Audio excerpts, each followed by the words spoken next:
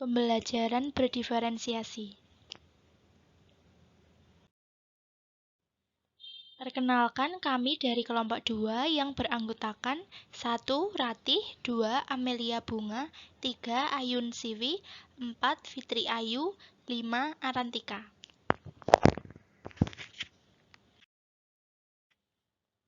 Pengertian pembelajaran diferensiasi. Menurut Tomlinson tahun 2001, pembelajaran berdiferensiasi adalah usaha untuk menyesuaikan proses pembelajaran di kelas untuk memenuhi kebutuhan belajar peserta didik sebagai individu.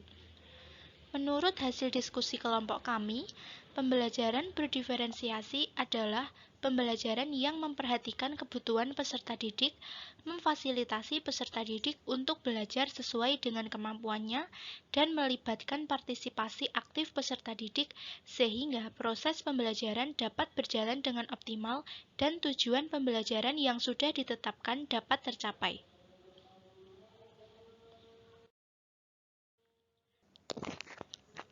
Contoh keberagaman peserta didik di kelas. Yang pertama, latar belakang sosial budaya. Lingkungan peserta didik dalam hal ini, keluarga, sekolah, dan masyarakat berpengaruh pada perkembangan peserta didik.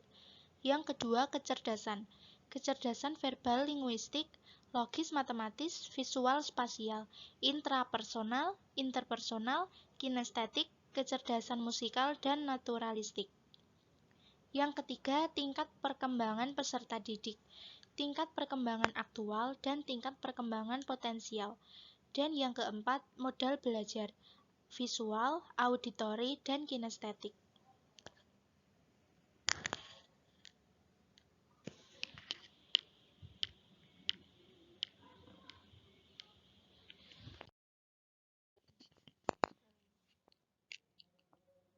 Teori pendukung. 1. Teori sistem ekologi. Keberagaman latar belakang sosial budaya peserta didik dipengaruhi oleh lingkungan tempat dia berada dan juga orang-orang yang berinteraksi dengan mereka setiap harinya. Hal ini didukung oleh teori sistem ekologi yang menjelaskan perkembangan bahwa individu dalam interaksinya dengan lingkungan di luar dirinya yang terus-menerus mempengaruhi segala aspek perkembangan, menurut Hayes dan kawan-kawan tahun 2017. Yang kedua, teori multiple intelligence. Setiap peserta didik memiliki kecerdasan yang berbeda-beda. Hal ini didukung oleh teori multiple intelligence. Multiple intelligence adalah kemampuan untuk memecahkan persoalan dan menghasilkan produk dalam suatu setting yang bermacam-macam dan dalam situasi yang nyata.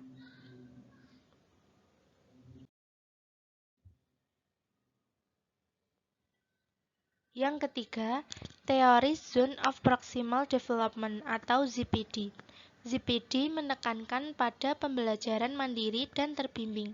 ZPD adalah zona antara tingkat perkembangan aktual dan tingkat potensial.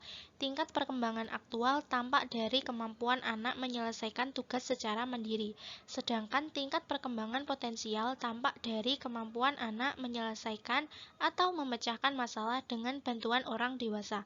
Teori ini menekankan bahwa perbedaan tingkat perkembangan siswa juga memerlukan perlakuan yang berbeda. Yang keempat, learning modalities. Dalam satu kelas, setiap siswa pasti memiliki modal belajar yang berbeda-beda. Learning modalities atau modalitas dalam belajar terdiri dari visual, auditori, dan kinestetik. Siswa yang memiliki modalitas belajar visual lebih mudah menerima informasi dalam bentuk gambar. Siswa yang memiliki modalitas belajar auditori lebih mudah menerima informasi melalui suara atau mendengar. Sedangkan siswa dengan modalitas belajar kinestetik lebih mudah memahami informasi dengan melakukan learning by doing.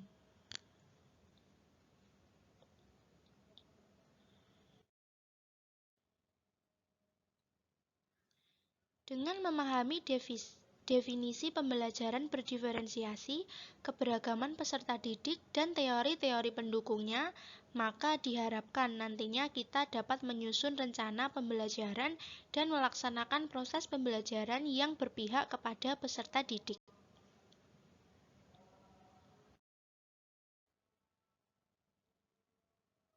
Bunga mawar, bunga selasih. Akhir kata, terima kasih.